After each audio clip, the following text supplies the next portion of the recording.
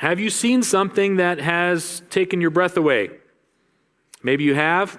I know I certainly have. I don't know that I've told this story before, but the first date Sherry and I went on, my breath was taken away. Now, if you don't know the way Sherry and I met, if you'll indulge me, just a little story time here. Sherry and I met in church when I was about 9 years old, had a huge crush on her.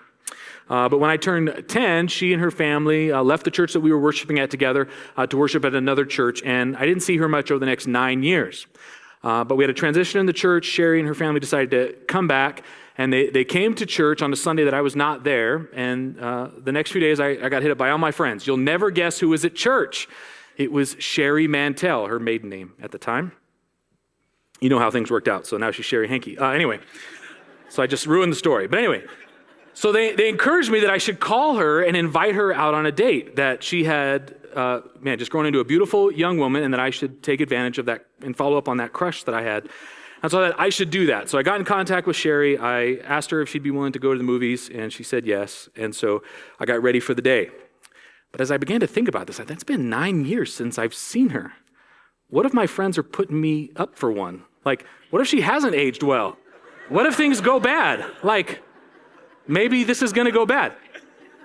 So in further talking to my buddies, we came up with this plan. They said, you should buy some flowers and some candy. And when you get to the front door and Sherry opens the door, if things go bad, hand her the flowers and the candy, start taking big, deep breaths, grab your chest, feign an asthma attack, and just leave. This is my plan. So I get the flowers, I get the candy, I show up at the door opens, and you guessed it, she's stunning, right?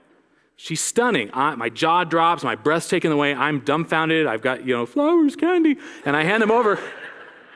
But then something happens. Sherry gets this weird look on her face.